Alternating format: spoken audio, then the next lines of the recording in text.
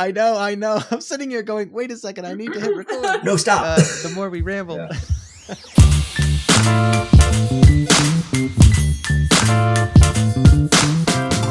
Hello, everyone, and welcome to another episode of Perspective Checks, where I sit down with friends and folks from the TTRPG community to talk about the things we love, bother us, and or just occupy our minds about this wonderful hobby that we all love and share. Today, I am joined by a prolific design duo of Shawn and Navi Drake. You may know them as a couple of Drakes, and their works include, like we were talking about before I hit record, a wide variety of games, and you guys love experimenting with systems, which we're going to hopefully chat about a bit.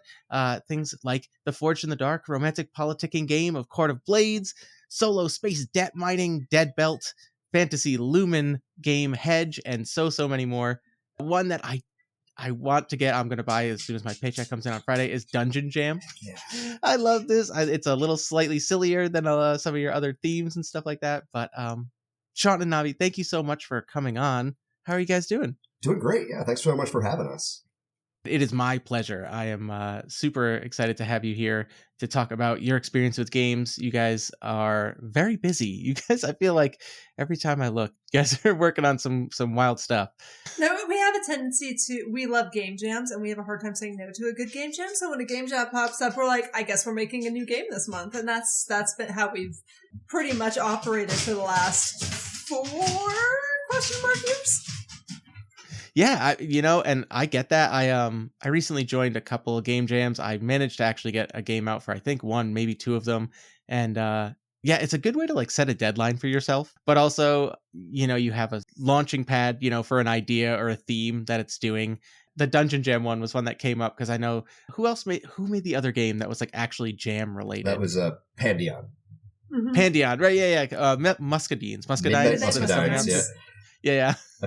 Yes, I love that the theme went jam, actual jam. That was a we have RP Deshays to thank for that one. He jumped on, was it Blue Sky or Threads? I can't recall, but he said somebody asked if game jam meant it was making games about jam, because I have no interest in making games about jam. And RP was like, that sounds like something that Pandion would make, Badger and Coyote, something cozy and sweet. And I said, you know what, I'll take that Pepsi challenge, Pandion. I challenge you to a game jam duel. We'll make game jam games about making jam in games. And we both went kind of in separate directions, but we finished right around the same time, and they were, oh man, both of them turned out so much better than I thought they were going to. I know, and that's the funny thing about this is both of those games, I feel like, for such a silly idea to like just kind of spiral and snowball, both of these games became pretty big endeavors, I feel like, and to basically take the game design idea like version of a shitpost. I'm sorry. Yeah. I'm not sure how much I need to. You can swear. That. You're good. I mean, I will watch my fuck words for you, but in any case, basically the idea, the game design equivalent of a shitpost, and spool it out to be 100-page stretching credulity kind of zine.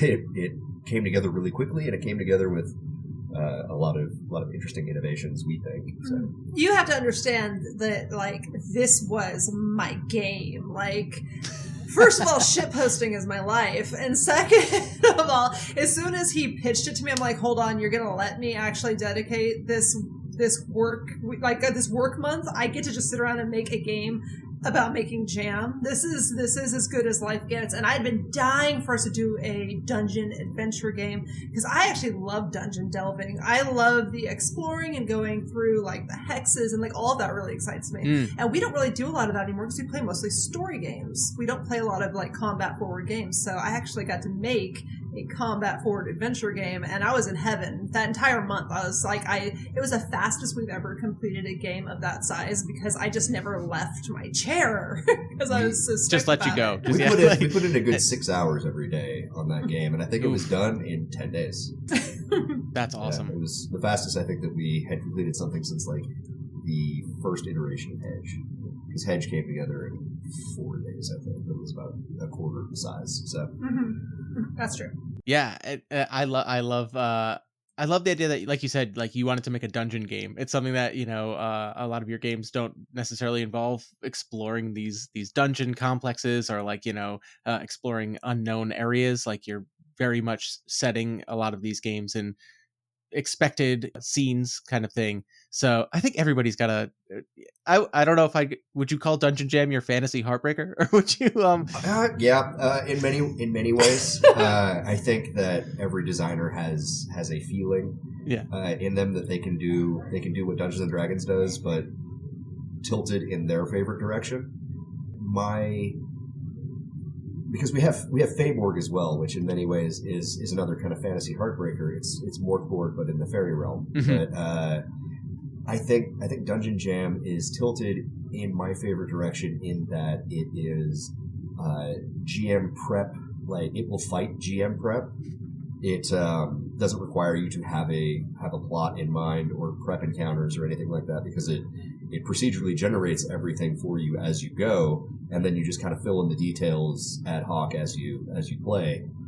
Because that's the reason why I don't play dungeon games anymore. I don't have the time to think about the deeper ramifications or balance encounter math or prep new treasures or things like that, and I despair of how much a DM has to juggle to make a game go. And so when it was time to develop my ideal fantasy heartbreaker, it was make it so that the DM doesn't have to jump up and down, wave their arms, juggle plates, or spin plates and juggle bowling balls to make it a good time.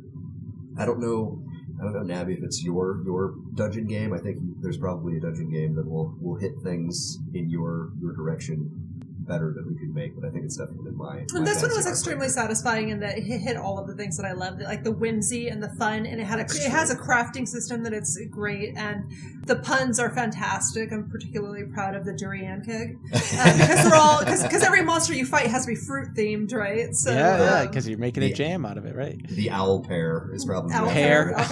That's very good. Yeah. But there has been for years now on my hit list a fantasy game using Forged in the Dark rules, and we started to touch on the idea of having more combat-centric Forged in the Dark rules in the disaster games. You see it in Disaster Piece and Disaster Wing, and it still wasn't quite stretched enough to encompass all of the fighting necessary for you to do like a dungeony game, more of that kind of high fantasy dungeony game. So that's something I have been like noodling on and tinkering on. So that's my dog. We love animals hopping in for sure. That's totally fine. He knows as soon as I go on camera, that's when he comes over and bothers us to go outdoors. I'm like, really? Timing? Could you not, you little jerk? I should have known. It was right after dinner. But yeah, a Forged in the Dark game that takes a little bit more of a combat forward focus. That is, I mean, the design thoughts are going to have to go into it, right, to like stretch that section of it, because the narrative effects of damage in Forged in the Dark, you know, kind of limit how long you can be down somewhere exploring and whatnot without having those moments to have the downtime, or, you know what I mean, your stress relief and stuff like that. So the game fights the idea of you taking incremental damage that isn't disabling. Yeah. And switching it in the disaster games to more of a system of conditions and taking a lot of conditions to debilitate you. It worked for the themes of those games, but it wouldn't, again, it just wouldn't stretch far enough. So like it really needs its own system. And so tinkering with creating a system that will work for fantasy combat centric, let's be real, combat centric fantasy, has been something that I've probably created 3 or 4 iterations of and then threw in the trash can. We're getting closer and closer to a breakthrough every time, I feel. Like the last one we ended up putting together felt pretty good, but it was probably too tightly married to kind of an off the wall theme that I wanted to push. We make that's a sin that we commit regularly, which is we love a theme, and it doesn't necessarily equate to a theme that people are going to glom onto and be excited about. So like we make a lot of games and it's like, okay, 5 people really love that game. It's going to be me and the people that I managed to rope into this particular game. And I wanna say that like everything that we've ever made is only because we love it to death, but it also has to justify its existence in a market, right? Like Not all of them do. we still Right. yeah, You can have your passion projects for sure. Yeah. For sure. But we need to focus on creating things that people want, as well as the things that we want to see in the world ourselves. So because of the nature of capitalism, and I don't want to get on a screed here, but like there has to be a justification for a thing existing and being put out into the world, because there's only so much time and so many eyeballs that we can attract on a passion project. And it's always a balance. So we always try to have like one project per year that we think is going to actually hit with a market, like people are outside of our normal tight circle, because your tight circle is always going to support your weird games. That's what they're there for explicitly. So we always try to have one that we think is going to hit with a broader market, and then we put out our goofy ash cans throughout the year. That's where you get your dungeon jams and your spirited cafes and all the other goofy games. For sure. Yeah, and when you're putting as much effort as you guys are into each of these games, right? I mean, you definitely want to make sure that it's a theme. Like I said, I'm a big proponent of like lean into theme. Like, you know what I mean? Like if you find the vibe, you find the theme that you want to explore with the game. Like, I feel like it almost can't be too focused, right? Absolutely. Like, trying to pull back from that and be like, but it also accommodates all this other stuff. Right. It leads to, well, now we're losing the magic of it, I don't know that we'll ever be accused of not using our whole ass when it comes to marrying theme and mechanics. But if the theme itself and the mechanics become too impenetrable, then it's no longer a thing that people are willing to give you the grace for to become hooked. So it's about. Or if just the theme is super strong and niche, and it's not something people are super excited about, right? Like there's niches out there that plenty of people love, but it's not like the kind of love that gets you like a decent Kickstarter or anything like that. It's just like there's a few people who really, really love it. That's just part of the thing. Like you have to balance the two. Like, okay, make some people happy, but also do the really niche fun things for feed your own soul. You got to do the blockbuster, and then you can do the art project. Yeah, exactly. Well, we're going to just kind of fly off the cuff and talk all things here. Cool, but I do want to get to some questions that I do ask all of the people who come on to this show. So we could just get who are you and a little bit of background on you two out of the way. People are already listening going, no, stop, Rene. They're talking about fun game design stuff. But how long have you each been playing TTRPGs or designing? Like what was the... So we've been designing full time for about 5 years now. Yeah. Has it been 5 years already? I believe what year is it now? We started in 2020, and it's 2025 now. It's just barely 2025 though. Okay. We started in October of 2019 though. Like our first thing was for the... That's true. It's been 5 years. Yeah, it was for the Unusual Suspects Jam. In any case, I mean, I've been playing games since Little Baby Dinosaur days. I started when I was 13. So that was 20... How old am I? 21 years ago? 22? No, that's longer. 26, 27. 38. I am 38, yeah. So 27 years ago. Mathing, 26 years ago. Thereabouts. So, yeah, quarter of a century. No big deal. That's awesome. Yeah. Yeah, and so I first played D&D 3.5 when I was 18. So that was a very long time ago. That was like 20 years ago. Yeah, you guys you don't have to do the math. It's totally it's embarrassing. It is.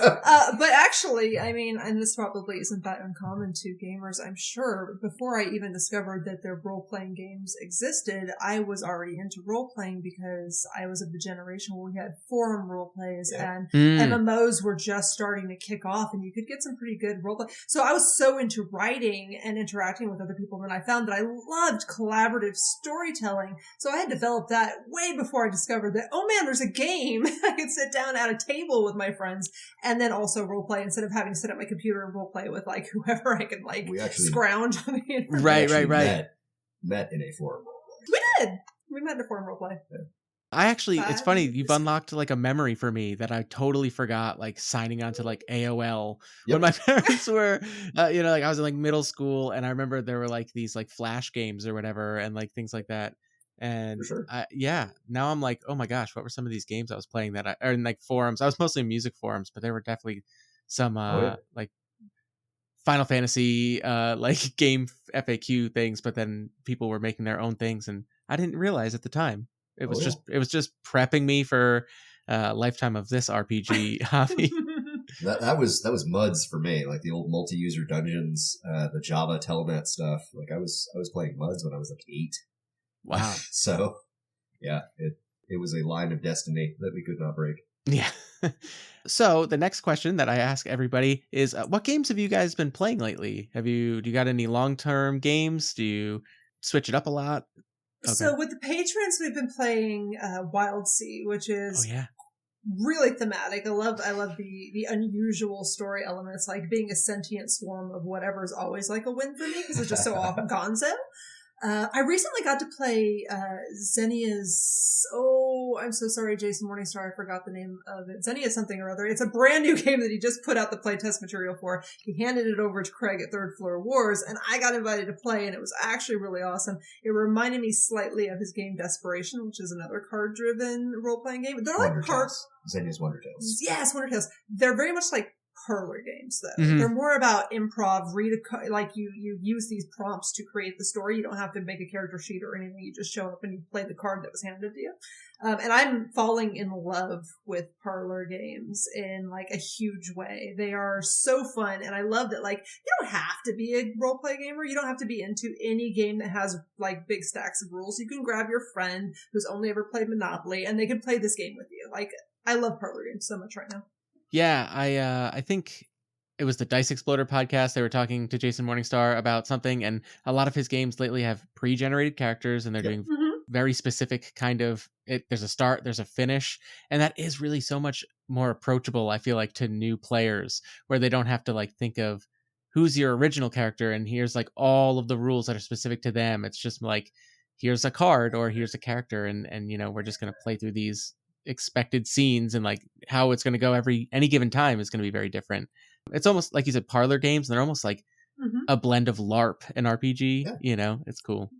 They are. I had not too long ago, recently discovered something called Jubensho, which is a Chinese style of parlor games. And so when I found, Bully Pulpit putting out these card games, I'm like, oh my gosh, this is like an English version of these other games that I've been like really interested in, but they're very hard to get your hands on. And like, my Chinese is not that strong. I cannot translate the books. So I've been loving it because now there's like touchstones. You're like, oh, I see how it makes that work and why that works so well. So just super cool to see it brought into an American market, whether or not it's spontaneous or if it is in fact inspired by that. Just seeing that something like that is in the American market now makes me so happy. Jubenches are so cool. Like the idea that there's just it's like the murder mysteries. Same culture as like escape rooms. Yeah. Instead you go and you play like a parlor LARP that is facilitated by a professional parlor LARP facilitator in a thematically decorated room. It's really cool. And there's a part of me that's like, man, why not here? Why not now? Yeah. I've been playing Eat the Reich over on Third Floor Wars, and that is fun on a bun. Yeah.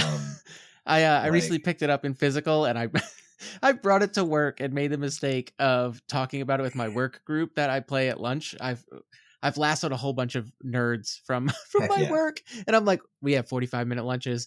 We're going to get games in every once in a while. And we were in this like big open lunchroom and I brought it in. I was like, guys, look at this game. And I'm explaining Eat the Reich. And there's just a bunch of people that work in my building looking at me like, kill all the Nazis. What is this kid talking about right now? I was just like, we get to drink Hitler's blood. Like, and they're like, ah. Yeah, right. And then it's like, the satanic panic all over again. Someone's like, I don't know if I need to go to HR right now or not, but Nah, Nazis are people. No, and that's what I said. I was just like, if anybody can't get on board with this theme, I think you're the maybe I need to go to HR. Yeah, exactly. Maybe we need to have a conversation about this. Exactly. But it is, first of all, a gorgeous book.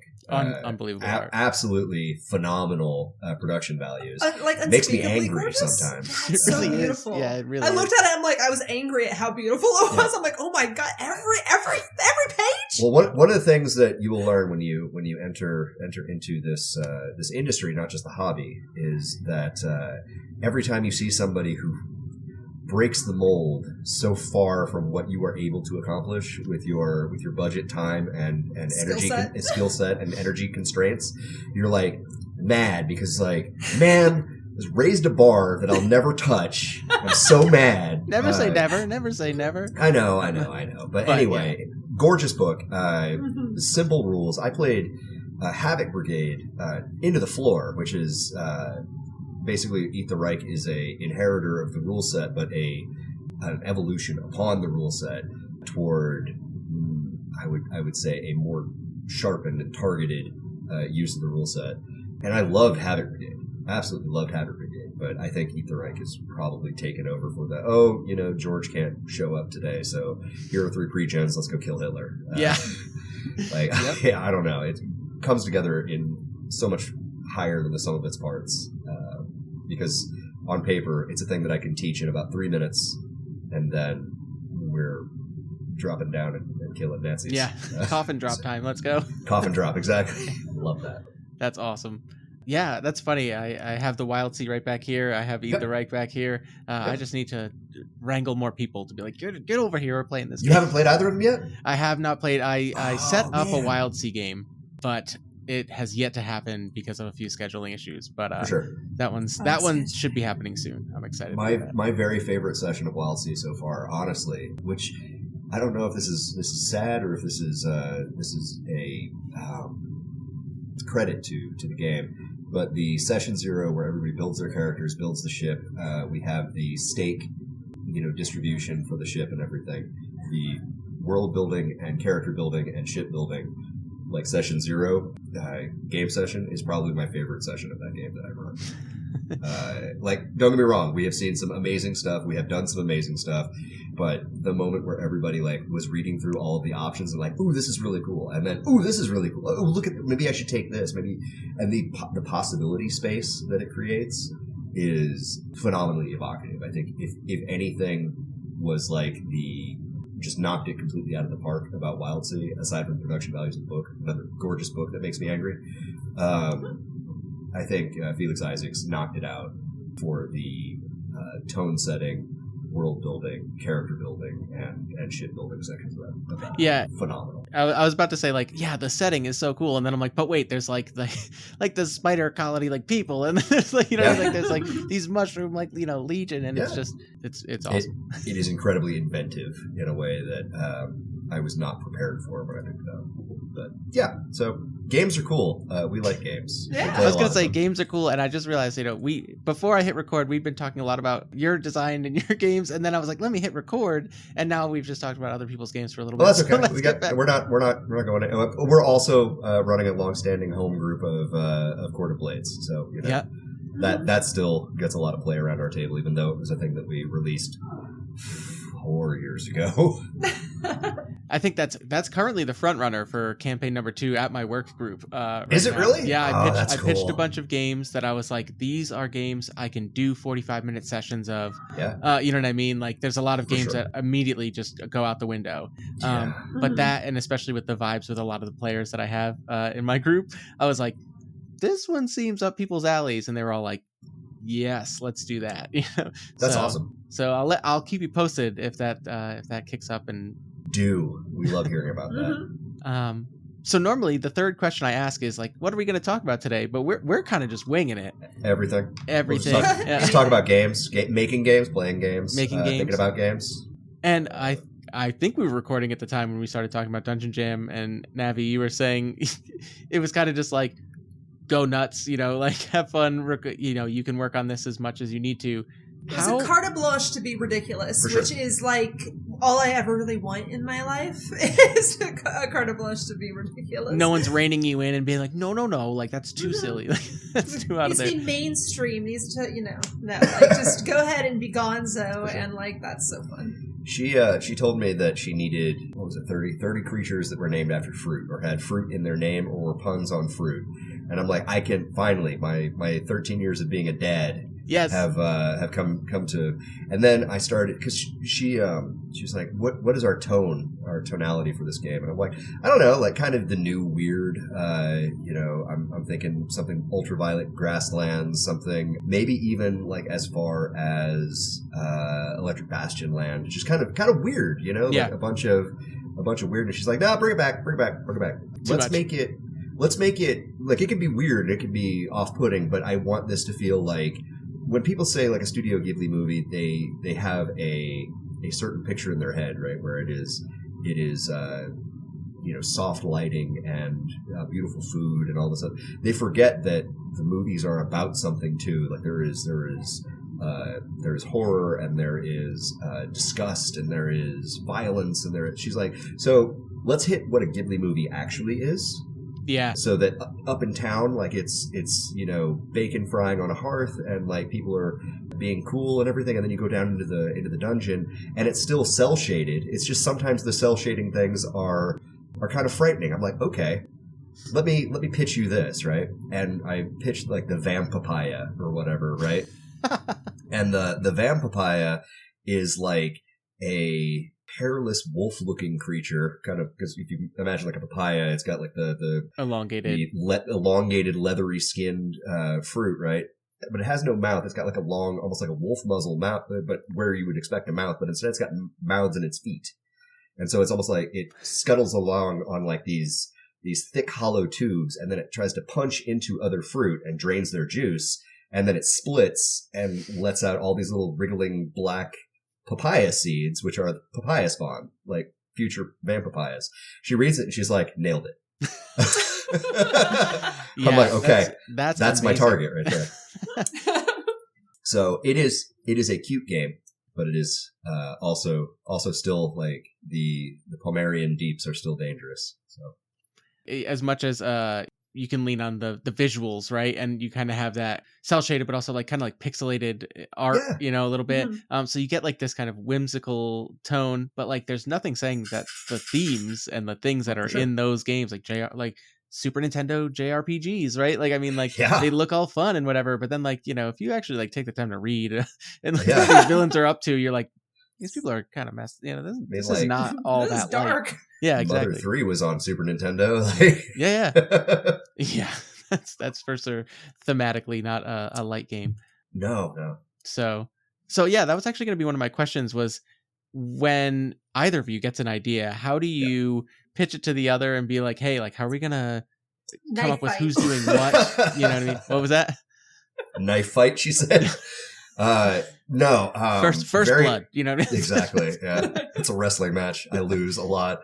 No, a lot of times it is over coffee or over the dishes. We have the conversation anytime we have an idea. We have an open dialogue between the two of us, and we start the pitch process is a consistent, like, we're turning the knob for each other, right? So like we turn the knob, and she adjusts it back, and then I push it a little bit further, and then we find a happy homeostasis. Unless, this is a big unless we come, either of us, with a fully fledged, fully formed pitch. And then we'll pitch to each other, and then usually give ourselves like a time limit to like create something tangible about it. Navi, I remember when you said that you wanted to make a Magical Girl game on the Forge in the Dark system. He thought I was crazy. I didn't think she was crazy. I'm like, I would love to see how you were going to do that. Right. And then like 72 hours later, she had not a full-fledged draft, but at least enough to where I could see where she was headed. And I asked, what do you need from me? And she's like, fill out the bestiary. I need some pretty words here, and here. And I'm like, okay. She'll give me marching orders on that. And she's got the ball. She's the shot caller for this particular project. Words are hard. I speak 6 languages, none of them well. They just get tangled. I think in pictures now. So sometimes I have to pull out the decoder ring.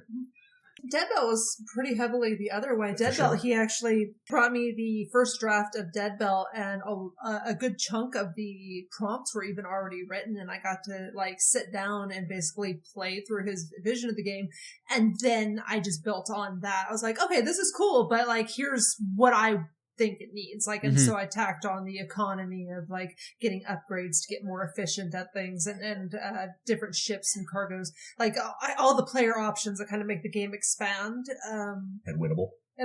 Yeah. Yeah. More roguelike maybe. Yep. So sometimes it's the other way around. Like it is very much like sometimes I will write the bulk of the game and then ask him to like come in and just give me some flavor text where I need it, or give me a bestiary, because he's just so much faster than me at it. Like for instance, the fruit themed freaking monsters. I think out of 40, maybe 10 of them the same time frame came from me. That's why I said I was very proud of the durian cake. And like the Marion Berry Crawler. Like I had a couple winners, but he was cranking them out so fast while I'm over here with my 5, be like, look how good they are. What about the Appleth, right? Appleth. Yeah, right. So very, very often it depends on what side of the game we are most excited about, right? Mm-hmm. Very often what I've noticed is that I attack games from the GM section because I mostly run games. Yep. And she becomes like my check on what it feels like, how it feels to play as a player. And so when I start working on a game, I start thinking about it from the GM. Like, what is this going to feel like to run? How is it going to behave in the hands of the GM? And like, that's where I pitch from. Here is a game that will be fun to run, right? And when she has an idea, it's very often like, here is an experience that I want to have as a player. And so let me flesh out that experience as a player and show it to you and say, what would you need to make this thing happen? And so I will attack the GM section to make that happen. So it's actually a really, really harmonious kind of yeah, what a good workflow. combo, right? Yeah. Yeah, for sure. Yeah, as somebody who rarely gets to play, and I run a lot of the games because obviously I can't stop getting more of them, and I just want to run them all. In my little experience creating games myself, I'm trying to break into it and commit and be like, you know what, just get stuff out. But it's always from a very GM seat kind of thought process. So I do need to like throw it at people and be like, I think it works, but like, does this sound fun from your side of the table? Yeah. You know? Mm-hmm. For sure. Solo games are the chief differentiator in that workflow, because there is no separation between the GM and player side, because it's solo. Yeah. And the playtesting goes so quickly. Yeah, like because you just sit down and play the damn game. You don't have to get a team together, a group together, query them for like, well, how hard was it to read the rules, and did you understand everything, and how'd you feel about the gameplay experience? And you got to give them like a questionnaire and stuff. And like, it's with a solo game, you just play the game, and if it's fun, you pass it to someone else. Say, hey, play this and tell me what you think. And like, it's that fast. And again, like, make sure that it's winnable. Well, there's nothing wrong with a little bit of a challenge, but yeah, but the chance to win's got to be at least a little. Yeah, bit. the original Dead Belt was basically a space misery simulator. I like to win. Yeah. That's my personal flaw, is I want to win a game, and you see it in almost every single game that we create, because there's a win condition built into every single game that we make, because I want to win. I don't want to just play. I want to know how, like, what is the trajectory towards victory. Yep. None of What this is the like, end did goal? you have a good time? Then you won. Yeah. No. I must I need a achieve tangible this thing. Trophy. Give me the trophy. Right. That's why we have achievement patches for Dead Belt right That's there. right. Oh, so yeah, that's a great. I love that idea. I think, and we'll talk about. You designed a Lumen game, and Spencer Campbell was putting out something recently where he wanted to do like achievements, for a bunch of his games, like your game trophies or whatever. Yeah, right? It's that's such a fun way to approach Yes. like engaging with the people who are playing your games. Sure. But I also love the idea of including it when you're creating a game and saying like, hey, we've clearly set up these goalposts. Like when they hit this, obviously in a traditional RPG that just comes with some kind of like reward or mechanical benefit, but the idea of like an achievement badge or something, you know, like a trophy is so fun. I did achievements when we played Scum and Villainy. So you had like your Welcome to Procyon badge when you accomplished like your first score, your first ship upgrade, like the ship is the 12th character or whatever. Yeah, made a bunch of them and just kind of distributed them through our Discord channel so that they could mark their progress. That's awesome. Yeah, and then just It was fun. put a little thing next to your name. That's so great. Yeah. So we've mentioned a few of your games, and I really love how much you guys. I think I don't think I'd hit record yet, but you said that you guys love a good game jam. Oh, and for sure. Have a hard time saying no to a game jam if you're interested in the. It's incredibly difficult. Anytime I see a game jam, there is a part of me that leaps at it like a Jack Russell Terrier, like just spring loaded. Like, oh, here's a new cool thing. Because I have the same thought about anytime like a new SRD drops. Anytime a new system resource document like drops, I immediately grab it, page through it, start like picking it apart and like, ooh, what is this supposed to do? And like, ooh, that's kind of clever. And I'm not quite sure about that. And like the kid on Christmas feeling about like an SRD is a absolute through line to that Jack Russell Terrier energy. As soon as somebody drops the SRD and is immediately like, ooh, game jam, like I go herring off of it because the moment Navi sees me reading through an SRD, the first thing she does is kind of like put her chin on my shoulder, read it for a second, and be like, "Okay, so what would you build with that?" Yeah, and but then there's pressure because immediately I'm like, "Ooh, I need a pitch." We're gonna go with, and so like the original development of Hedge was that way as soon as Lumen came out. The original development of Dead Belt was that way with the Carta SRD. Man, Dungeon Jam as soon as Songs and Sagas came out. Exactly. Yeah. So Favor came out as soon as they released the text-only version of Morkborg. That's right. Because she finally read it. Morkborg was impenetrable to me because I'd look at the pages and it's beautiful design, but my brain does not want to focus on the words. I'm going to be honest. Every time I looked at it, I'd bounce off of it because my brain was like, we're not doing this. Yep. And I don't know what it is or why that is, but they put out the text-only version and I could finally read the game and I was like, oh, wait a minute, this is really cool. Yeah, no, I agree actually with Morkborg. I mean, like it's so much of a piece of art, but there's something about like when I was trying to read that book and I didn't have the physical copy for a long time, so I just had like the PDF and it's just like, oh no, it's just like what? And I'm like, none of this is reading like rules to me because it's all just so stylized that I was like, what am I supposed to be internalizing from this page? Is it this weird cryptic thing in the corner of like a poem or something, a countdown? The last page, the last 2 pages is the entirety of the system resource document. Yeah. Now the first 2 is like what you find in the pockets of dead men and like a couple of bullet charts. Maybe I'm wrong. But it's the very last 2 pages. Very last 2 pages are is like, all you here really are need. The bones of the system. If you read the back cover and the page directly across from the back cover, you will have the entirety. Go back and like turn your book around and like read the bundle of sticks like fonts and stuff. Like House of Leaves. Kind of, yeah. You're holding that upside down. The text is upside down. Yeah. I love that book. Actually, so I love House of Leaves. I read it a long time ago, but I recently picked up. I didn't know he made it. Obviously, he's an author, so Mark Danielewski. He has another book called Only Revolutions that I picked up recently. I don't know if you guys have heard of this one. Is that also ergodic literature? It's very strange. So basically, each page has 2 stories on it. One that reads top to bottom, and then you have to flip the book over, and it reads from bottom to top, but it's top to bottom when you flip it over. And what happens is it starts... you're supposed to read like 10 pages at a time in one direction, and then you flip the book over, start at the other side, and read 10 pages the other way, and it's the same story from 2 points of view, and it's a boy and a girl on a road trip, and it's like very poetically written, but then like also the length of each story on the page as you get through to the end shrinks. So by the time you reach the end of the book, it's a much smaller section, and then you flipped it over, and it's the beginning of the other one. It's wild. Cool. Yeah. That's neat. That sounds impossible. It's very difficult. I was having a hard time, and I read a lot, and I was trying to take notes, and I was like, I'm not sure what I'm doing here. So I love how much you're willing to just dive into an SRD and be like, I know how to make a game, and like, you know what I mean? But like, how does this want me to do it? And then how can I take that and be like, what would I make with this? It's so fun.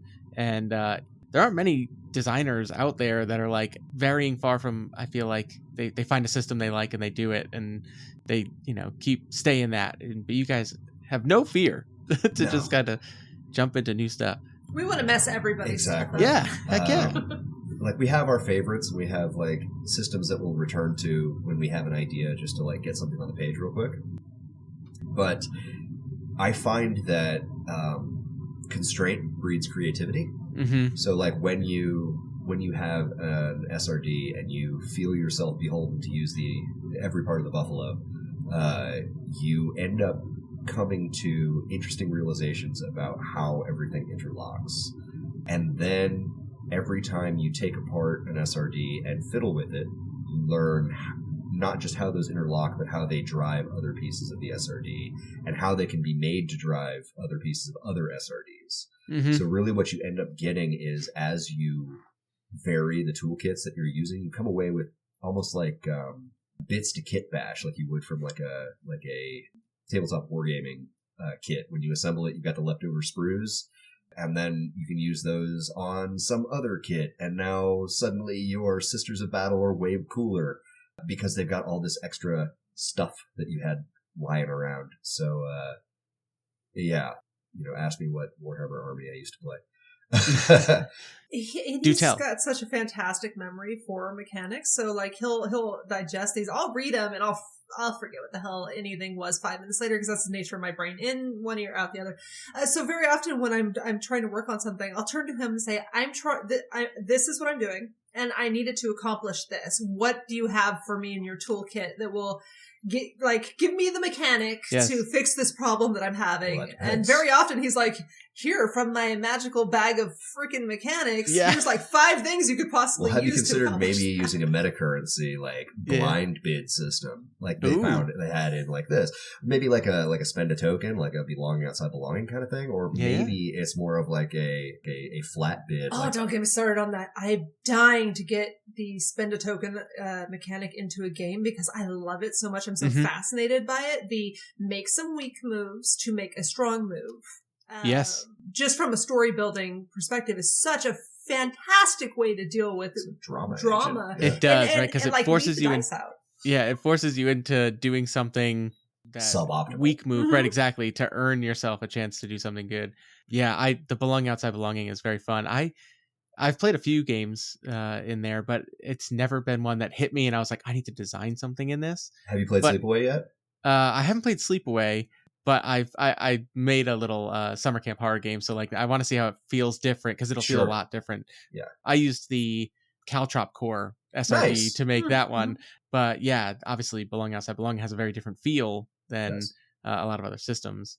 Sure. But I tend to hack everything I run anyway. I think even when I ran Thursday by Eli Seitz, which is a time loop Belonging Outside Belonging game, and I just made it a time loop Hallmark holiday movie disaster. Oh no! So it felt very different, but this is my worst day. It was exactly. It was not fun, but it so maybe in a way I kind of was like, how can I shift this though? It's real, yeah. No, we were talking, I think, before we hit the record button, like the preponderance of Rule Zero in gaming, and like the shadow that it casts on every time we engage with some other game. Like, we have been given a carte blanche to, like, if this doesn't work quite the way that you want it to, well, fiddle with it until you do.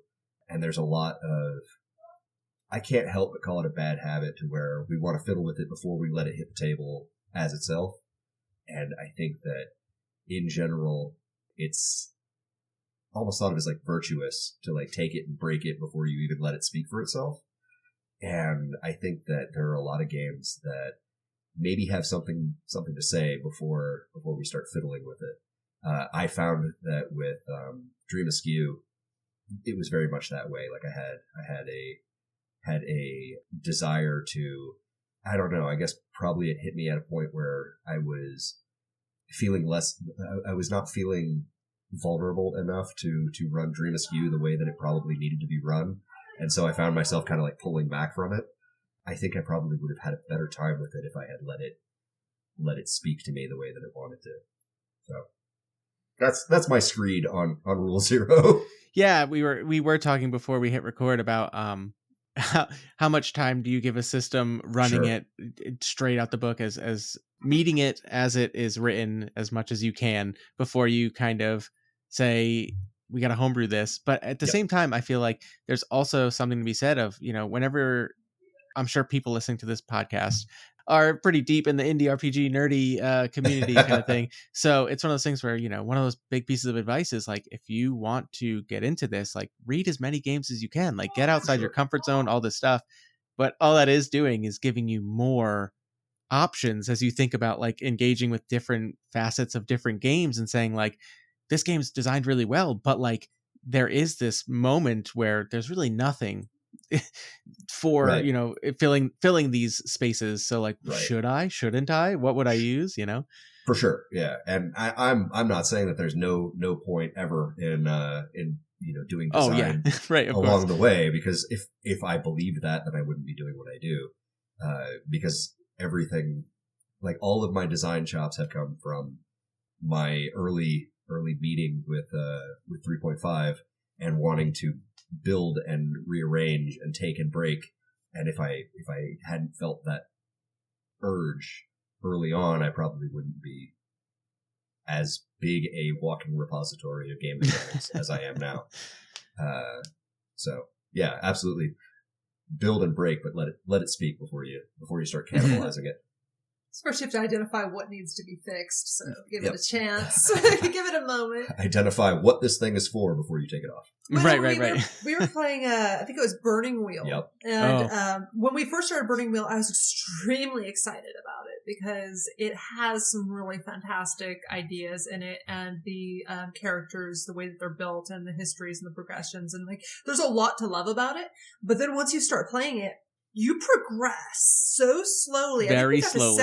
We got to session 8 and nobody was near getting anything that resembled a single level or anything. Yeah. And I'm like, okay, maybe we could house rule something about maybe just passing out levels like milestone style. And Shawn was like, no, we're just not playing this anymore. And we bounced off of it. And I'm like, there was so much about it to like, but then when you got to the point where there was no progression, it was like, and Shawn's much more of a stickler about like, we're going to play the way that the book is written. And if the book is not written in a way that we all think is fun to play, then we'll stop playing. So we just stopped playing it. Whereas I would have tried to, like a typical girl, I can fix him. Yeah.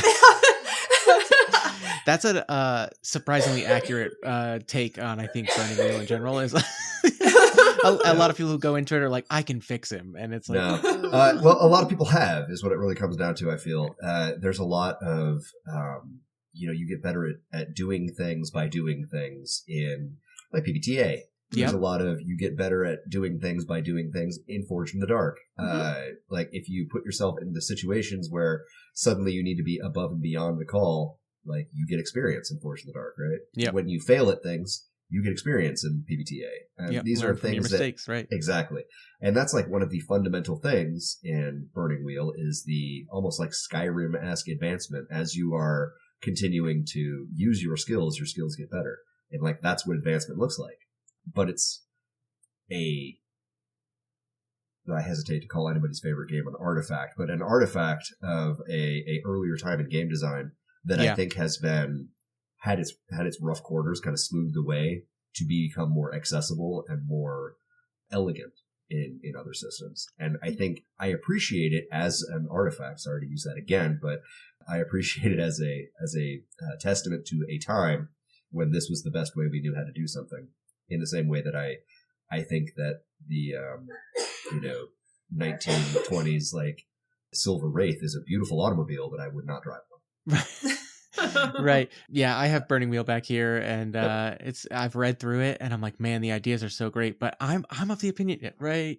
I see it. I see Burning Wheel and the Codex right next to it. Codex, and then I got Torchbearer, and I got Mouse Guard. So like I went collect the whole set. I went all in on the design philosophy, but for sure. And I've had the most fun I've had with that is Mouse Guard, honestly. Oh, for sure. Because it's a little less intensive in all of its very many arenas that you're supposed to be tracking and all that. Have you played Mouse Ritter yet?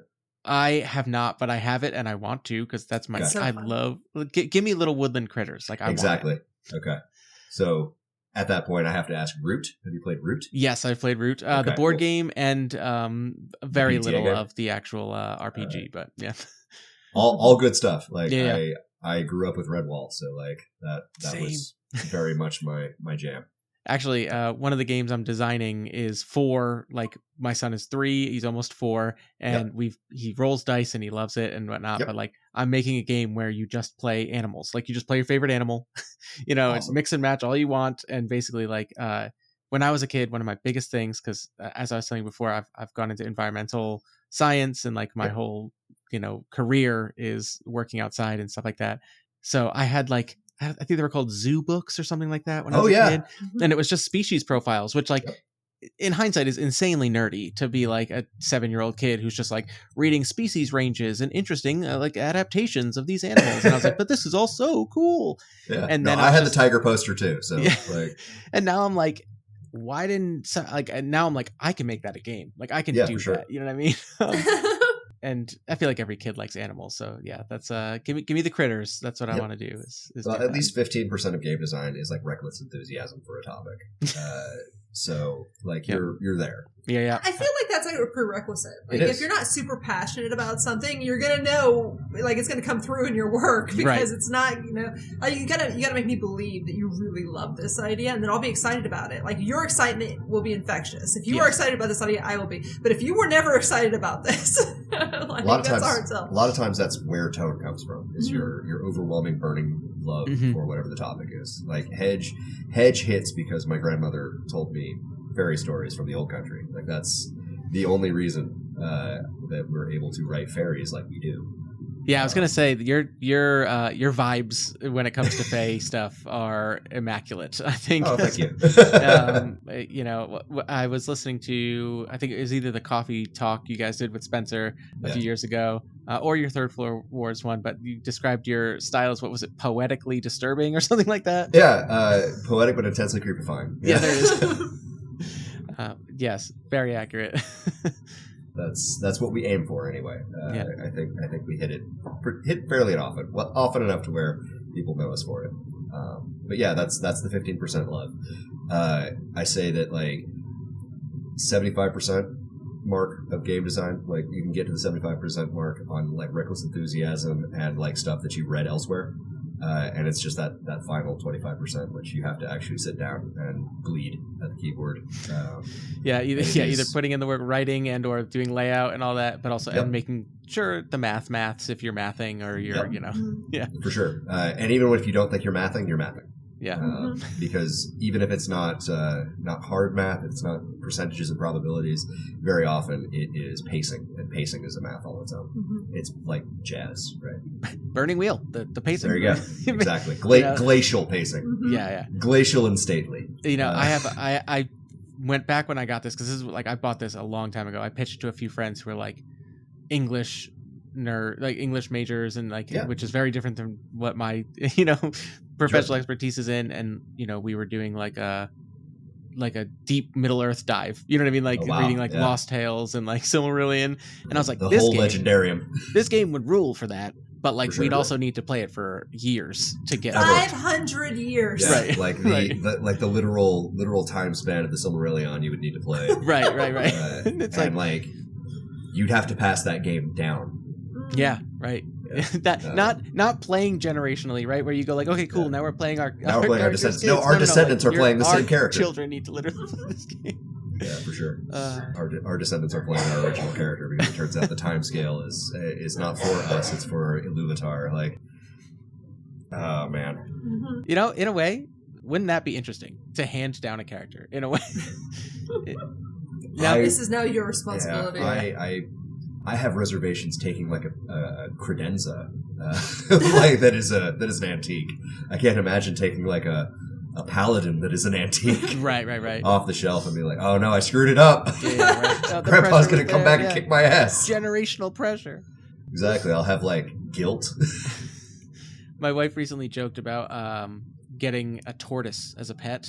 And I was like, that is literally something we would need to hand down. Like, our grandkids would inherit our tortoise. Do you know what I mean? That's cool. It's like a parrot. Yeah. Right? Like, and like, you. Part of me is tempted. Yeah, for sure.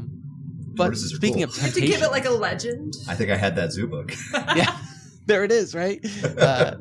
Speaking of temptations, I'm just curious. I don't know if it comes, like you said, like when a new SRD drops, you just get excited and you're like, here it is, I'm going in, we're doing it.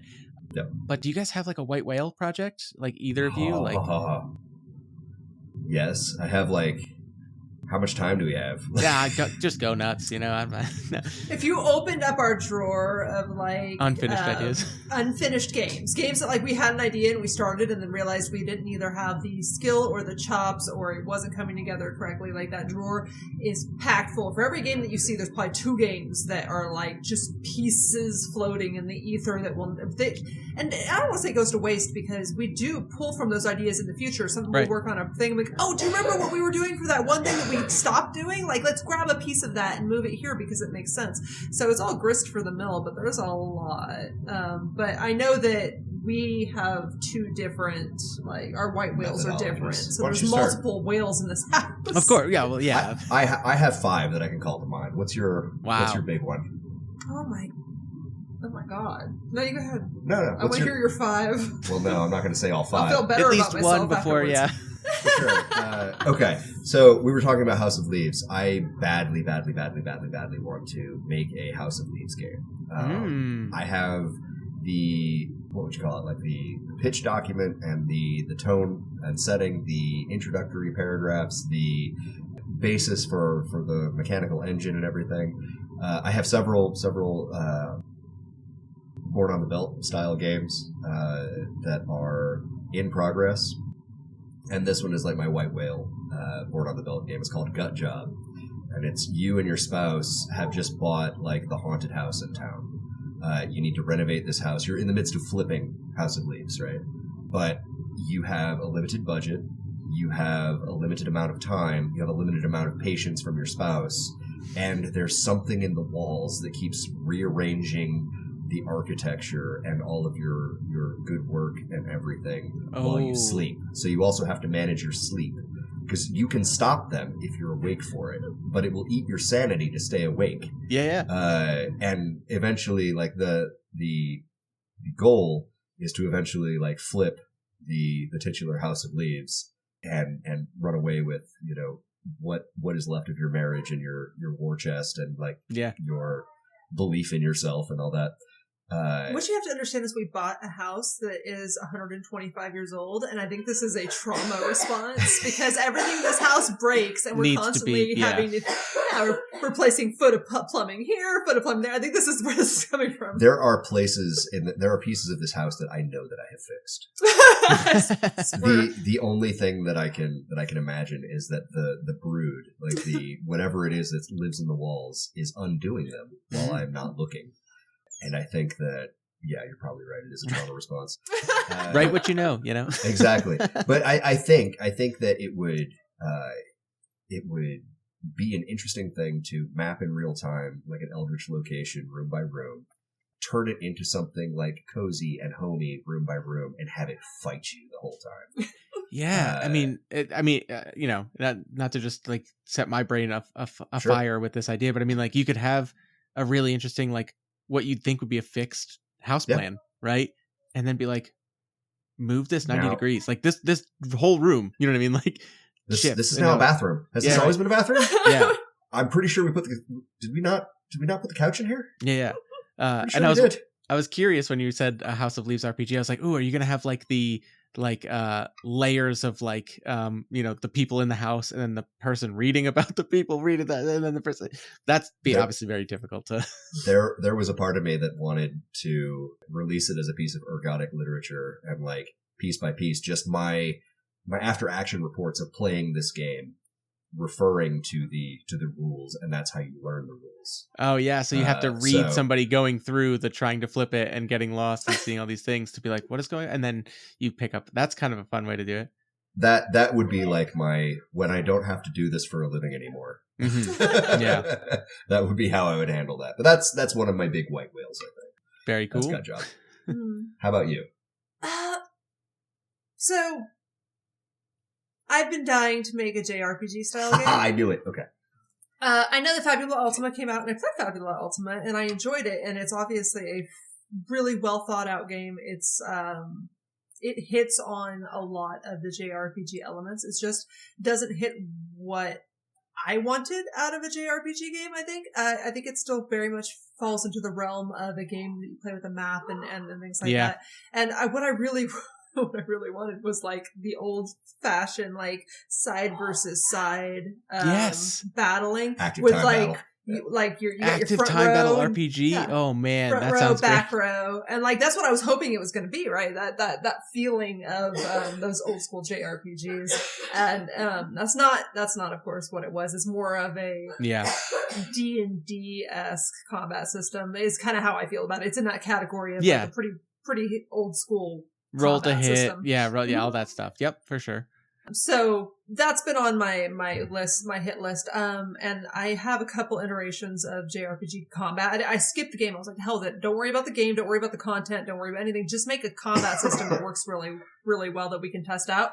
And, it's been trickier than I thought it would be. So because I there's a lot of things that I don't like about games that are combat heavy. I really don't enjoy games that are combat heavy that also have a lot of bloat in numbers to make you feel like you're progressing. And I think it's a lot of unnecessary math. And I don't like slow combat. It's combat where you have to like check all of your various modifiers and there's so much going on and you're not sure what you're adding to what, and it slows everything down. It makes combat move really slowly. So that's part of the reason why it's so challenging to build a combat system that does both this thing and also moves really quickly. I think the fastest combat system that we have is in Hedge. Hedge has a really good fast combat. So trying to kind of use that as momentum to build, but now turn it into side versus side battling. And it has not come together yet, but one day. We were close last time. No, we've had some good play tests. That side, I know exactly what you're talking about. Like your team on one side, like enemies on the other. And for some reason, when you said active time battle RPG, all I could think of was like everybody has like a little a different sided die or something like that. Yep. That's like their gauge going, and you have to like click it down. But every time somebody does it, you can click yours down. And I'm just like thinking of like the frantic like moving through the menu of like gotta do this, guys. Moving, you know. Not just that, but like every time you take it down, like your various abilities or whatever have different numbers that they can trigger on as you're taking down. So like you can make you can make like a choice as you are ticking down. Like I could do a small thing right now, gambling, or I could keep saving. You know. Oh, that's really fun. Yeah. Oh, wow. There's a lot of cool mechanics that we can. So that one, and then of course, like we touched on earlier, bringing in a usable combat systems are my white whale. A different usable combat system for Forge in the Dark, so that you can have your dungeon busting experience in Forge in the Dark in a way that feels good. Because there are some that have come out, but a lot of them feel to me too much like a traditional game that has been pasted on, rather than something that is very cohesive and actually fits into the interlocking systems in a way that is complementary. For sure. And I understand why, because I've been trying to fiddle with this for years and make it feel really good, and it is a huge challenge. So yeah, my white whales are all around combat systems. I'm slightly obsessed with combat systems. Now that I'm thinking about it, like mine is the complete opposite. I know it is. Because he doesn't even like adventure games. Well, I do. I want to go. I don't like running adventure games that require me to prep. I feel that. I think most of my white whales are solo adventure stuff. So like Gut Job and Dark Bargain, which is the game of warlock patrons, like investing humans and mortals and things with their power, but like it's a balancing act to not give them too much, otherwise they'll forget about you and like leave you, and now you're missing that part of yourself. Oh, so you're playing the patron? You're playing the patron. Oh, that's wonderful. You're playing the patron, investing mortals over long periods of time to make way in like the mortal realm for you to return, because you've been banished. And so like there's the dragon, the devil, the outsider, and the fae, and all of them have their own particular moves that they make on mortal agents, and they're spreading their power out. Anyway, so that's one. Dark Bargain's another one. And that one is actually one of my favorite whips. I like the entire thing is amazing. Like you're basically balancing a pool of points, and if you're like if the person that you're imbuing with your power becomes too powerful, they don't need you anymore, and they can essentially take your power and run away with it. You're always and that weighing leaves the you scales. weakened. Yeah. So now you're weakened, and like your agenda's set back.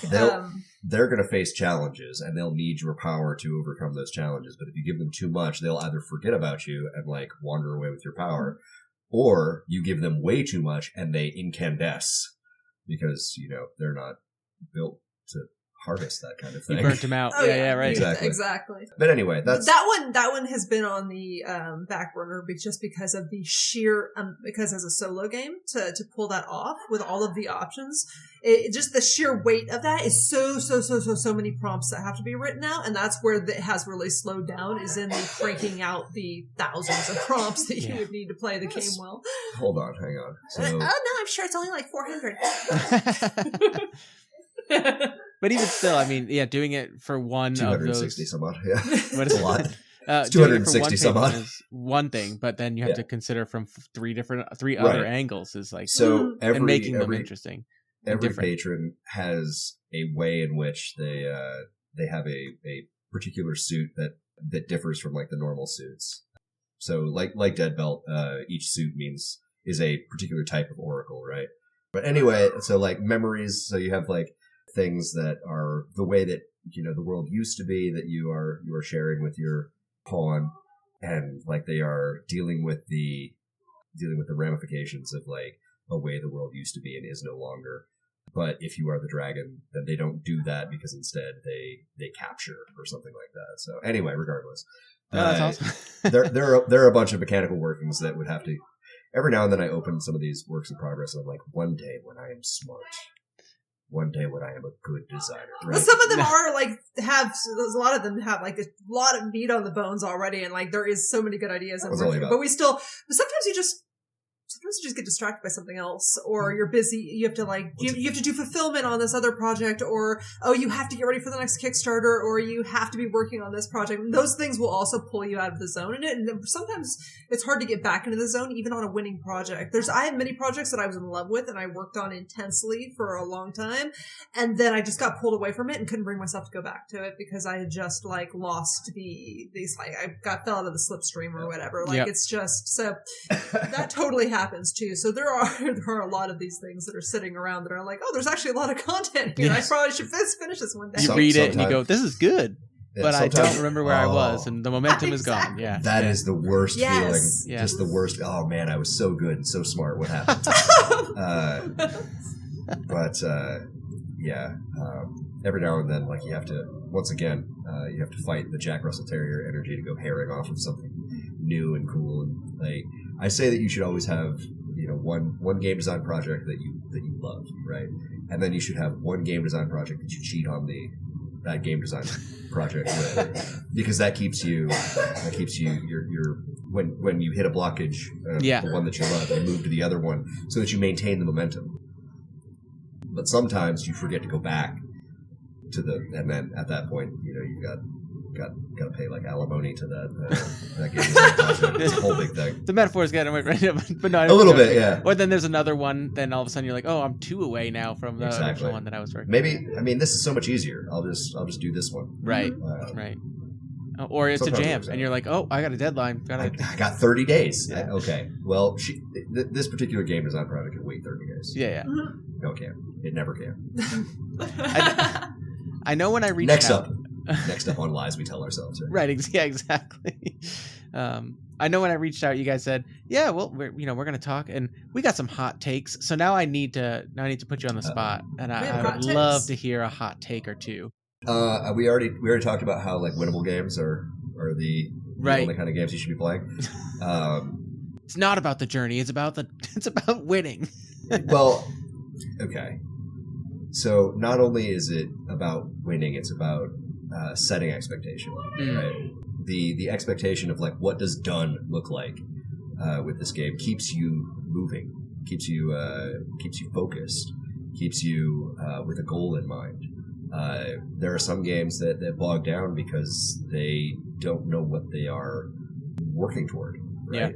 Yeah. And so you kind of drift wildly, and at the end of a year and a half, it just fades away rather than coming to a satisfying conclusion. And I think that having a goal in mind when you begin keeps you from doing that. You know what done looks like. You know what a satisfying conclusion looks like.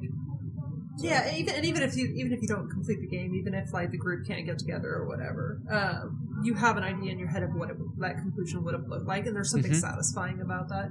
I don't think that's a particularly hot take, though. No, okay. I do. What love It about- gets you canceled on me.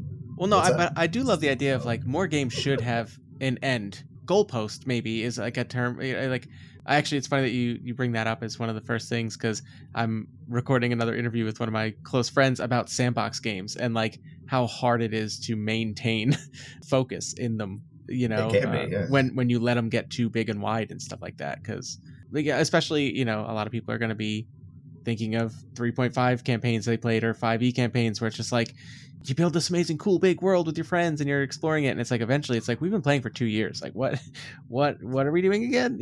Can I play somebody else? Like, I'm really tired of like my sorcerer. I'd really like to try a warlock. Yeah.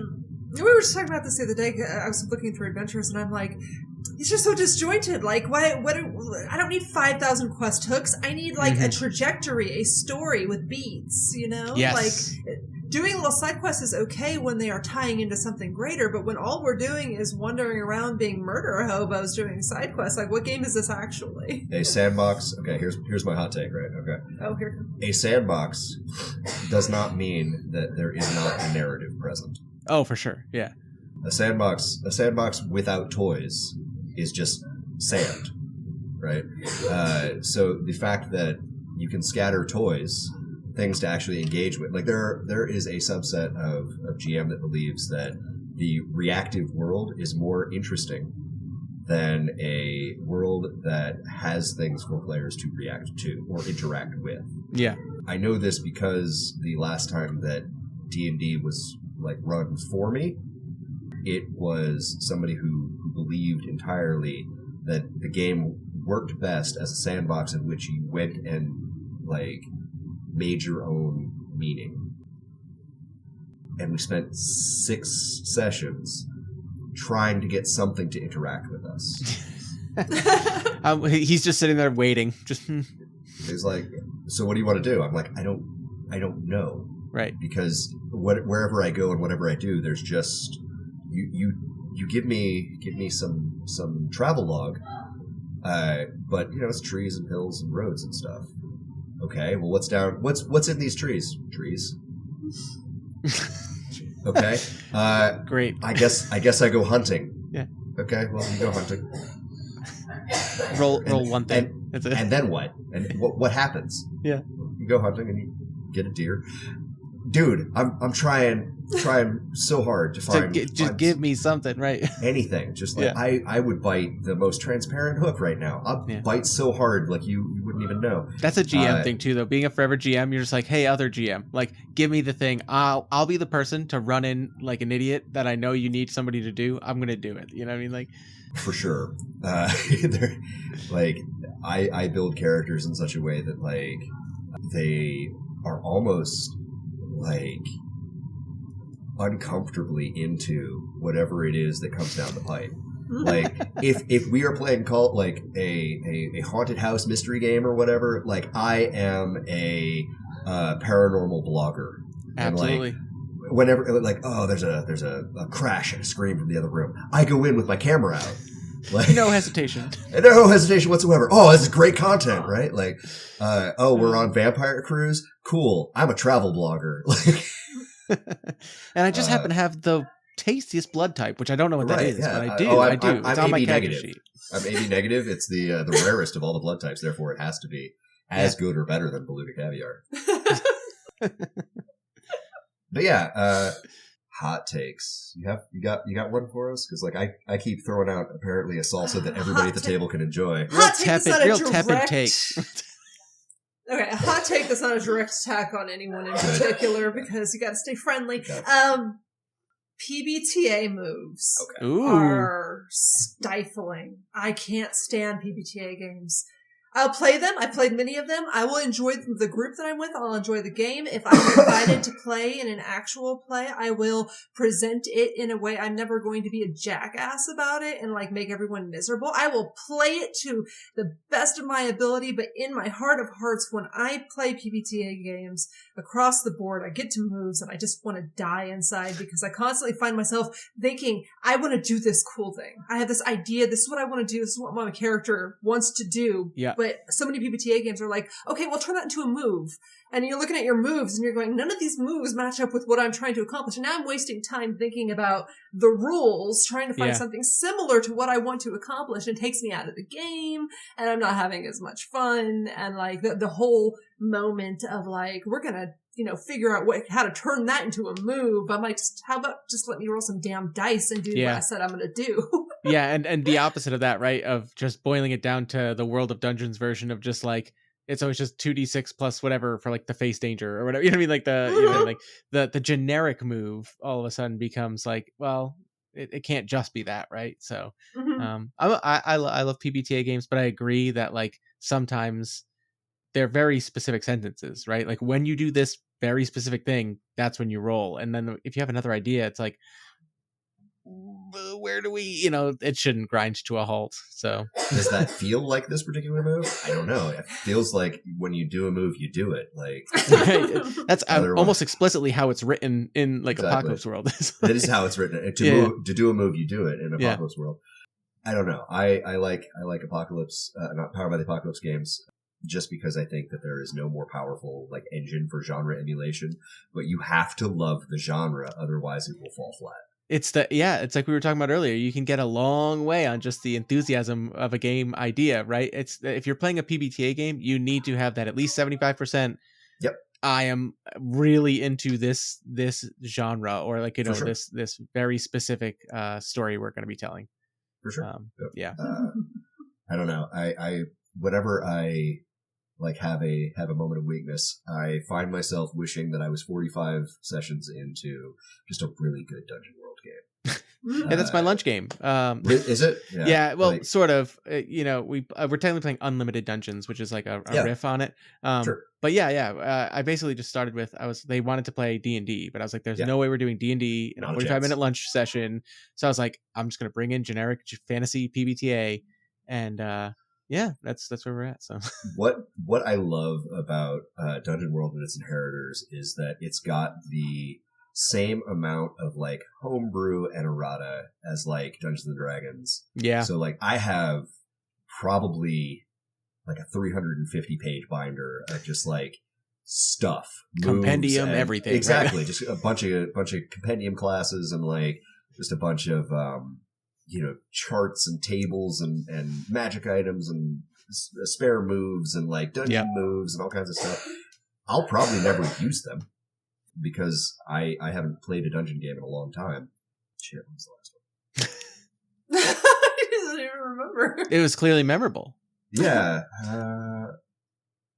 It was one of the OSR games. I can't remember off the top of my head. Yes, there are many of them. What color hack was it? Right. I don't know. It might have been Macchiato Monsters actually. But in any case, like I can't remember the last time that I ran a dungeon game. That's weird. So strange. Anyway, regardless, I probably won't use it because I'm running just weird stuff all the time now. No, you know what it was? It was UVG. It had to be it. I don't know. I know that we played Hedge with the Tabula Sona folks, and that's practically a dungeon game. It's close. Okay, fair enough. It's a combat game. It's a combat-centric game, right? It counts. Yeah, I think. Sure. Yeah. Okay. But in any case, there's a part of me that wishes that I was like really, really deep into a dungeon game that had like a list of enemies as long as my leg and a list of allies as long as my arm, and like we have all these places that we've been and all of these tales that are roared at in taverns up and down and across the realm and everything. And then I have a similar thought that's like, I will never rope myself into a game that lasts that long ever again because there are just too many cool things out there that I want to try. Agreed. And I think that I can feed both of these wolves because there are games that imply a history that do not require that you have gone through the entirety beat by beat of every 3-hour combat. Yeah. So I think that's where Forge in the Dark excels. It Forge is. in the Dark Yeah, excels at giving you the feeling of a massive story unfolding without sucking all of your time and like energy and like Yeah, I mean, just the existing factions, right? I mean, like, flavor so much of like an ongoing thing that you've just been dropped in the middle of. It doesn't feel like the beginning of something. It feels like an extension. Just finally focusing on someone in the middle of some stuff. You know what I mean? And then you can see, I mean, and again, most Forge in the Dark games clearly have an end goal, which is like escape this situation, like, you know what I mean? This kind of place you're from. So like for Navi, you have your I know how to win. I know how to win. Yeah. Is it tells you it tells you what the game, the end state of the game looks and feels like, and that's where we're headed. So. And Forge in the Dark is hands down my absolute favorite system. Like, nothing comes close to. I play with other systems. I build on other systems. I enjoy other systems, but I love nothing as much as I love Forge in the Dark games, which is why we've hacked so many of them. We continue to hack them, and we even have a ton of like free content for Blades in the Dark that we've put out. It's just, I'm just such a monstrous fan of everything that happened there with John Harper, like being a genius and everything. It would be so easy for me to be mad at him if he weren't such a great guy. I know, he's so great. He is such. Just leave some genius for the rest of us, right? Stupid genius, John Harper. You know, I don't mean like Shakespeare. For sure, yeah. And like every time we sit down and we have a pitch or whatever, there is a part of me that is braced for the question, like, why couldn't we do that in Forge in the Dark? Like, she uses the Forge in the Dark SRD in the same way that other people are like, why can't we just hack D&D? I do every single time. It's like, I have a game idea. I'm like, okay, why don't we do it in Forge? We could do that in Forge in the Dark. We could have that done tomorrow in Forge in the Dark. I can write that right now. We are definitely closing in on time where I'm going to segue to my closing questions. But I did have a note that it was just like, ask them about the hacking Forge in the Dark, because it really does this. We're not going to get into this. I'm going to have to rein this in, but I do love how well the phases of it kind of set themselves up to be like, you know exactly what the chunks of this game you need to turn into your version of it look like. And what a beautiful tool for time management. Oh man, it's so good. Like you can budget a session of a Forge in the Dark game down to the minute. Yeah. Like we have 10 minutes for gather information here. Like we could spend an entire day doing gather information and free play, but like we've got 45 minutes in this lunch break. So here's 10 minutes of here's a thing that we have to do. What do you need to know to execute this? Does this look score shaped yet? Okay, cool. So let's define our approach. Get right in. Cool. Yeah. Roll dice. Here we go. Here are obstacles. Yep. How do you deal with the obstacle? Obstacle's done. Awesome. Next obstacle. And then like by the end of it, it's like, okay, cool. Now payoff. Here's some money. Here's some gear. Downtime. What are you doing on your downtime? Here are some options for downtime. Done. XP out. Like, seriously, you just nailed like how I've been setting up campaign 2 for my work group. Was like, if we're gonna do Court of Blades, which they are leaning towards, I'm like, okay, I can do this. You know what I mean? Like I can easily set up. You know, if it takes two lunches for a score or whatever, that's fine. But yeah, and the system itself is very well split into those sections. So I mean, what a beautiful thing, because like 45 minutes, right? Like that's, you can do some free play, learn something about the city, gather information, half of a score, treachery, right? You know, the cliffhanger until later this week, like, exactly, and then cut, and then we got around it. We do payoff. We de-stress. We indulge, and then we have a little bit more free play, and then like, okay, so let's talk about how we were Corvetto. Were we Corvetto? Like, and then I'm excited. XP, fall out. And you can tighten it up and like make things shorter where you need to. There's no shame in that. Even when we play Court of Blades with our home group, when it comes to downtime, at this point we have it set up to where like if everybody was here and everybody had like a good time, everybody gets XP. We don't individually go person by person asking if they did their job anymore. We just straight up go, everybody take 4 XP because you're all here and you're all awesome and we completed the task. And then everybody's. Did we play characters? Did we? Right. Everybody's simultaneously working out all the other stuff. You indulge really quickly, and like you only have to zoom in on somebody indulging if they overindulge. If something Right. goes wrong, If there's If a something goes scene wrong. that is going to have some consequences associated with it, for sure. Is there a scene here? Is a question we ask a lot. Like, I'm going to get information from this guy. Well, we've checked in on that guy. Is there a scene here? No, I don't think so. Okay, cool. Here's what you know, all right? And it's not that downtime stuff isn't fun. Downtime stuff is extremely fun, and you can have great scenes. So I'm not saying run through it as fast as you can, but if you need to, because you're spend so much time focused on the errand or the score, depending on the game that you're playing, then like there's no shame and just like, okay, we only have 5 minutes to wrap this up. So normally we'd spend 20 minutes doing downtime, but you can get it done in 5. Yeah. So yeah, like you can. I mean, again, like we wrote Court of Blades, and even we don't follow those rules, and we just home rule it really quickly because with our group we spend so much time in the errand and gathering information and just hanging out and being groovy. When it comes time for downtime, like we just blow through it really fast. Yeah. It's like, okay, just done. You know when to zoom in, zoom out. Yeah, exactly, and that's what I love about Force. Sorry, this is. Oh yeah, sorry. We're just gonna. I was like, we need to rein this in. Then I was like, let me just serve this up on a platter for you two. Right. The thing about Forge in the Dark, and maybe this is a take slightly more than tepid. I think that there are a lot of games that use cinematic to mean something that does not mean cinematic. Mm-hmm. I think every episode or every game of a Forge in the Dark game is uniquely suited to being framed as an episode of a television show. There are a lot of games that want you to embody a character in a way that Forge in the Dark makes you be an actor making choices as the character. Ooh, I like that view of it.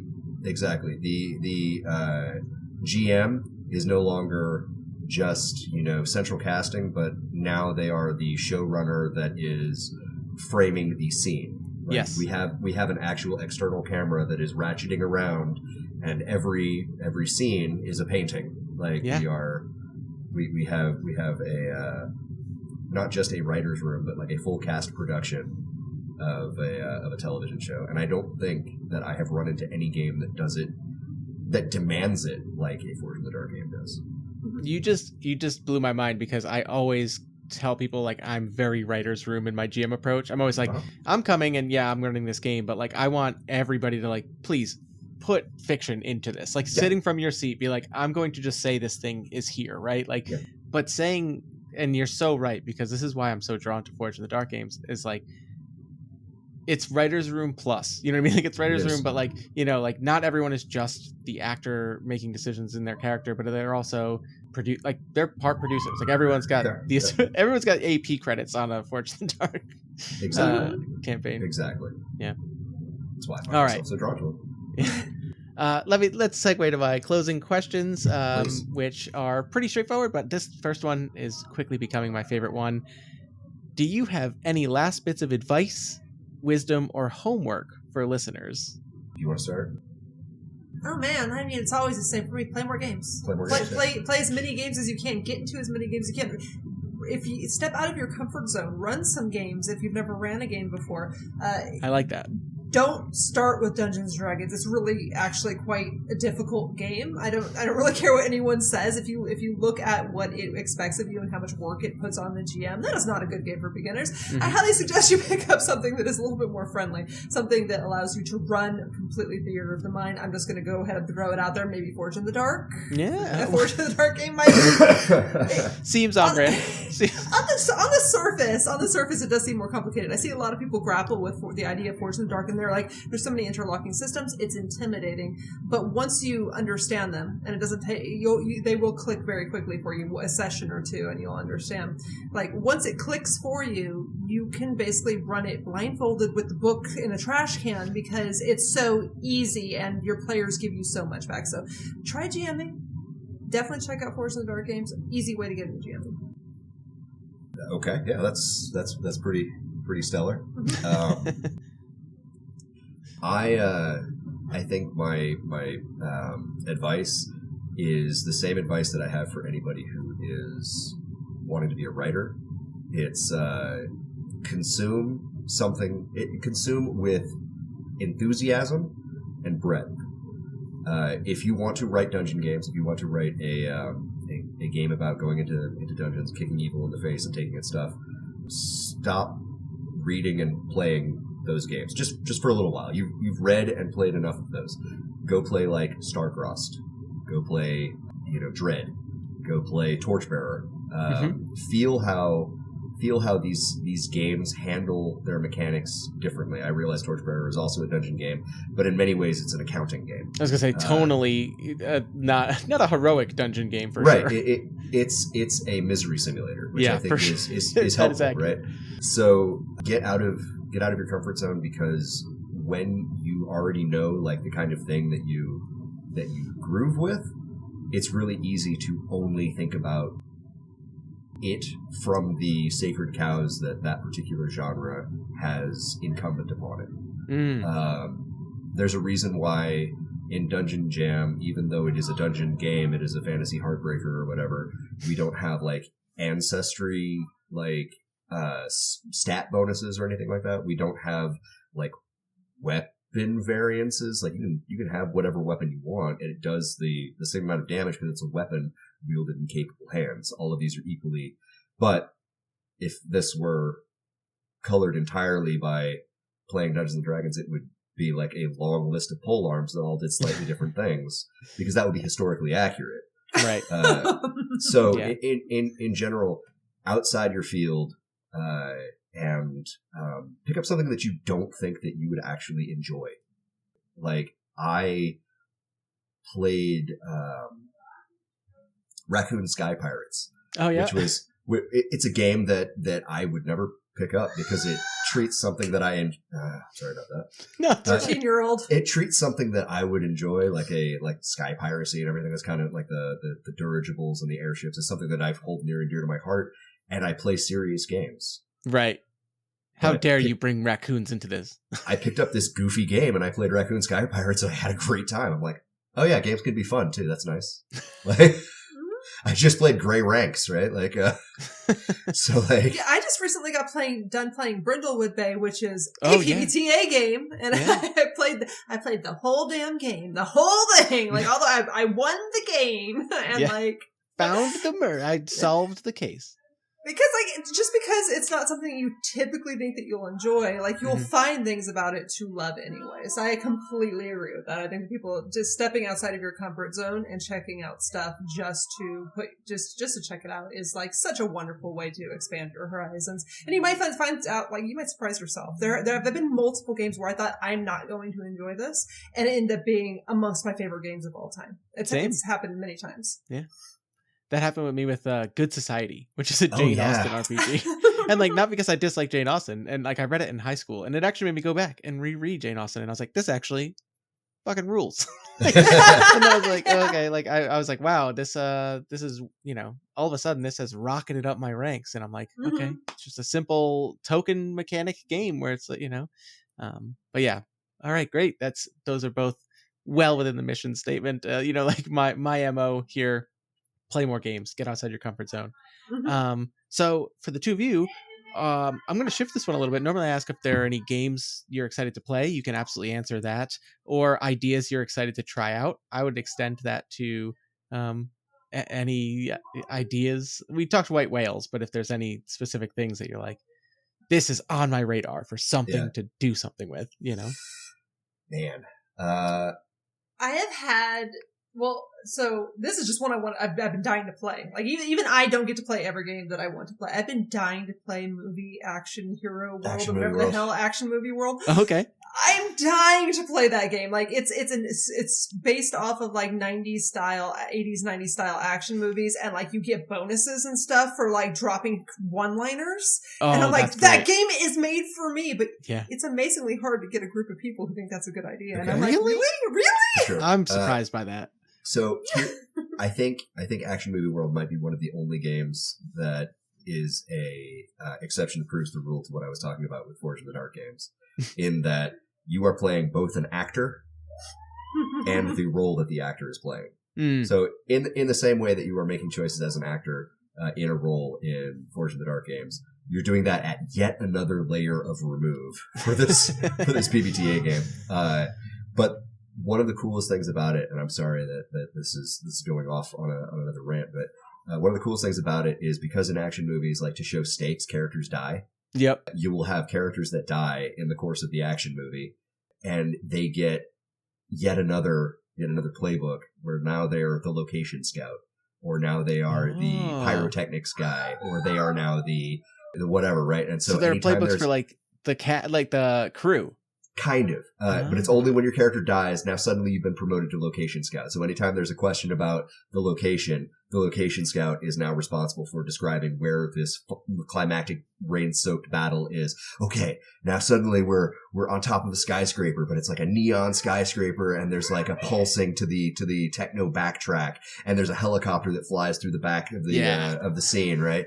And the pyrotechnics guy, who is also a character that has died in the course of the movie, is like, and then the helicopter explodes. Right. So, why is it out there in the rain? Oh no! Yeah, exactly. So like, it is also an incredibly cinematic game, but it is, you have your actor, and then every session of the game is another movie, and the movie has a genre, so you get a character genre playbook that you layer on top of your actor playbook, and every time you complete a movie, you get to keep one of your moves from that particular last movie. This is great. So you're talking like, basically playbooks are like Jean-Claude Van Damme. So you're playing like the Arnold Schwarzenegger, so the strong man, right? So you're a strong man, so you've got a bunch of strong with your strong platoon and your buffliness.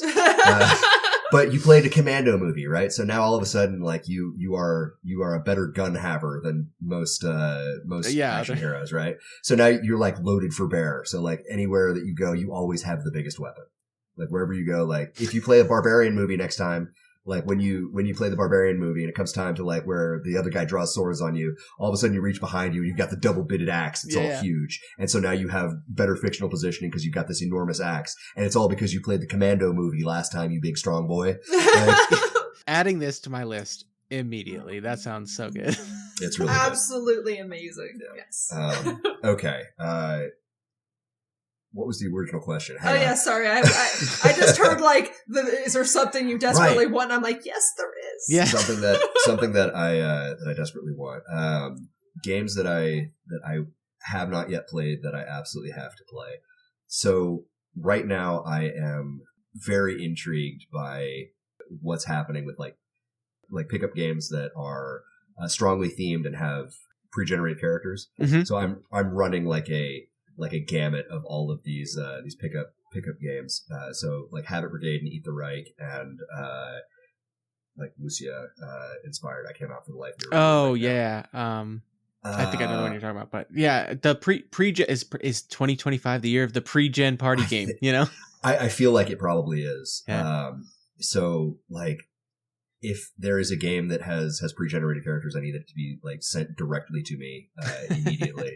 So that I can learn, because the way in which character is implied but not directly spoken, the way in which different people play a pre-gen differently is massively inspiring to me.